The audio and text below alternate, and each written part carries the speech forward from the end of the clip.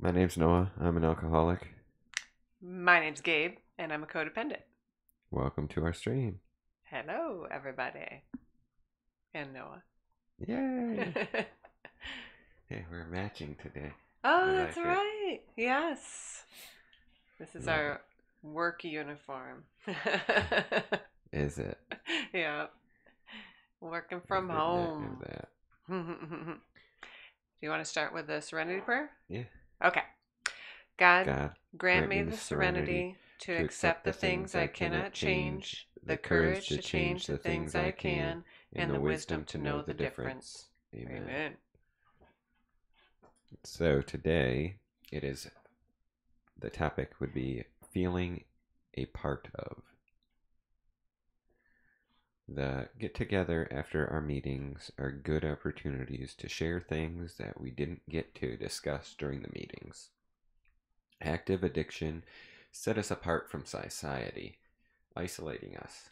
Fear was at the core of that alienation. We believed that er, that if we let others get to know us, they would only find out how terribly flawed we were. Rejection would be only a short step away. When we come to our first meeting, we are usually impressed by the familiarity and friendliness we see other recovering addicts share. We too can quickly become a part of this fellowship if we allow ourselves to. One way to start is by tagging along to the local coffee shop after the meeting. At these gatherings, we can let down the walls that separate us from others and discover things about ourselves and other members. One on one, we can sometimes disclose things that we may be reluctant to share at the group level. We learn to make small talk at many of these late night gatherings and forge deep, strong friendship as well. With our newfound friends in NA or AA, we no longer have to live lives of isolation. We can become a part of the greater whole, the fellowship of narcotics or Alcoholics Anonymous. Just for today, I will break free of isolation. I will strive to feel a part of the AA or NASA, I don't know, A fellowship. LA, life. Okay. And Life, Al-Anon. life anonymous. Okay. Um, yeah. So, I mean, I find this challenging, um, because I am like kind of a lone wolf type person. Um, and I do a lot of isolating. I think, um, in like the relationship or the alcoholic phase of our relationship, I think that both of us isolated a lot. That was just like the wall between Mm-hmm. us and the world was like, oh, let's go home and drink and have some dinner and that's it, and not talking to anybody outside of the home, Not even um, talking to ourselves or to to each each other. other. Right, right. Um, so now in recovery, I do find myself kind of hesitant, and not that I wouldn't make bonds of friendship. I really love the people in my group very much, but I also like, um, the safety of knowing that I don't have to engage socially, like as Mm-hmm. a friend, and get committed to a bunch of stuff if I'm not ready.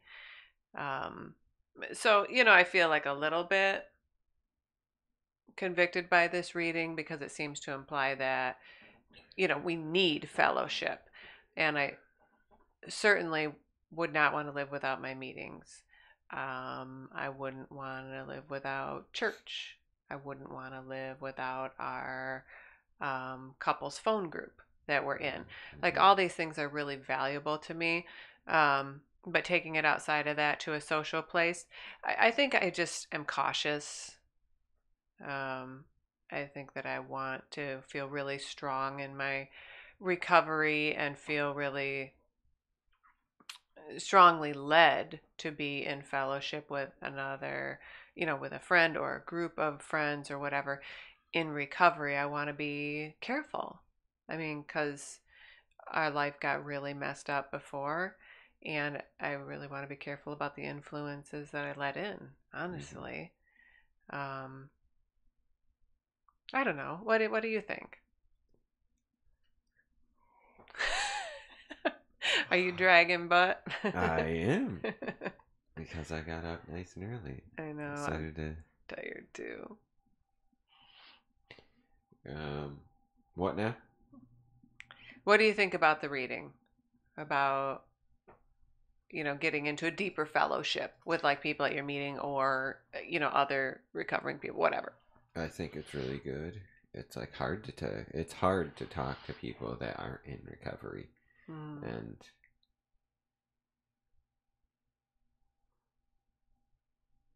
have them understand, or I go, well, I can kind of understand them mm-hmm, and where they're coming from and all that, but I really think we're mostly nobody understands us mm-hmm, mm-hmm. and our ways. Yeah. So So, yes, deeper into the fellowship and mm, other group members. mm-hmm. So if people in your group are like, hey, we're all going to get a coffee after the meeting, are you going? I mean, maybe, probably not, because I've never been that kind of person. Even before I was drinking. Right, right. Yeah, so you're talking about like balancing like your basic personality with the need for fellowship. Right. Like you're And never then going to the be that friends that I do person have that, yeah. need to be in the fellowship. Mm, mm-hmm. Yeah. I agree. I guess you're right. I mean, I would classify both of us as introverts, so I don't think that we'd ever have like a huge, like a Yeah. big group of friends where we're always going out and always Right. doing something. That sounds Um, like too, like, exhausting. right, right. Unless it was like fitness people. See, then I could be like, oh yeah, we all every week or twice a week we all go out for a run. Like Mm-hmm. the men like split off and then or Mm-hmm. whatever. Then I could definitely see. Mm-hmm. Like actually doing a workout. Yeah, I could see that. Right. Socially, not me. Because I mean, most, well, I think because most, don't get me wrong, but most people in the fellowship are older, not really into fitness. Don't know if they can do fitness type things. mm-hmm. I would say that's just our like Our community, I agree. yeah, like in the time of day and stuff. I mean, so we're in meetings. Noah's in AA and I'm in Al-Anon. That it's an older group of people, and they're awesome and amazing. Years and years of A lot of sobriety. knowledge. Yes, and so much like love and support. Um, but I don't know. I mean, there's evening meetings and stuff. I've had people recommend, oh, check out this meeting, maybe it's a younger crowd, but I love my crowd, so I don't want to leave it. But yeah, I agree. I mean, I have wanted to like when we go away to races and stuff to check out meetings in other cities because I think this community, we're kind of new to it, the recovery community. I think it's a lot bigger than I really perceive. I think there's probably every kind of person imaginable in this community. Um, In this community? not our community. I mean Okay. the community of recovering people, Okay. recovering alcoholics, and every Right. kind of recovering Yeah. person. And that's part of the reason we're doing this stream, right? Is Right. because this is accessible to anyone. Yeah. And I would love to talk to, anybody of any interests of any fitness level. Um, I mean, that's kind of like our thing. And I will say, like, if you like go away to rehab like you did, like there is like a fitness component, right? Like a physical take care of your body type Yes. element. I mean, they try to help Okay. people find healthier ways, healthier addictions. Right. Right. I don't know where I heard it. I like listened to so much recovery, like streams, podcasts, like everything Right. that's out there. But somebody said that that is like one of like the keys to like a lifelong recovery. Like, besides doing the 12 steps and being in a group, is like getting your body healthy. Mm. Because, and I mean, that kind of makes sense to me. Like if your body is ailing, due to the effects of drugs or alcohol or overeating or whatever, then I think it's really hard to get to a mentally healthy place, like emotionally healthy, when your body can't participate in so many aspects of life. I mean, that would be really Well, hard. maybe we should write a new book or make a new video. 12 steps with 12 workouts or something, Mm-hmm. something Mm-hmm. crazy like that. You heard it here first, okay? Maybe. Maybe. Patent. Patent pending or whatever. Yeah. Okay. Well, I mean, I don't want to go totally off the rails on fitness. It's definitely something that we believe in, Yeah, right? it's Like, something we both believe in. That's yeah. something we're passionate about too, Mm-hmm. other than Yeah. recovery. Yeah. Yeah. Well, and for me, like they complement each other Right. really well. I think if I wasn't taking care of my body, it would be like a real slippery slope for me Mm-hmm. to, get to a place where I'm not taking care of my mind and my Right. soul, my being, like it's Yeah. all kind of together. Yeah. Yeah. Um, yeah. Yeah. That's just making me think that, when we can, that we should engage in,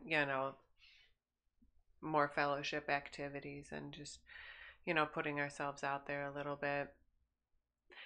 Not like beyond Excuse me. what we can manage. Excuse you. Because I do need like a big portion of every day for my recovery, for quiet time that's just me and you, me and God. So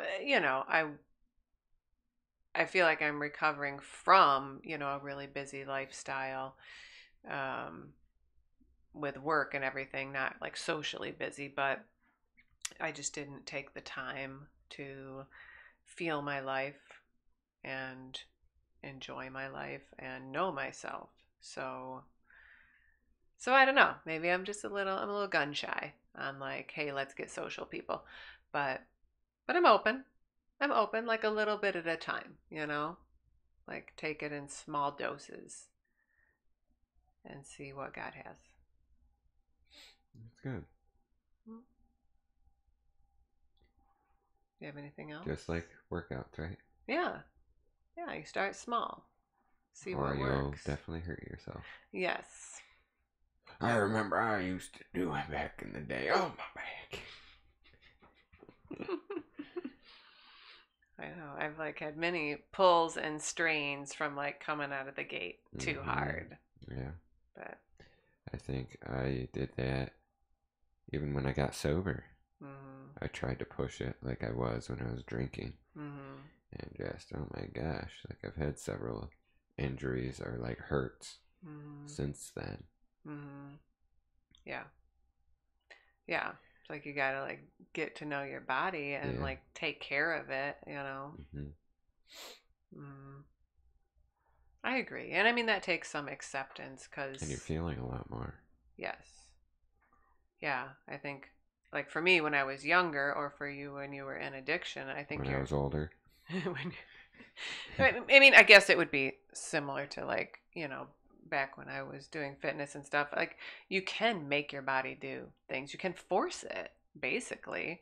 But being older and trying to live a healthy lifestyle, it just takes a little more attention and attunement, knowing your body, feeling it.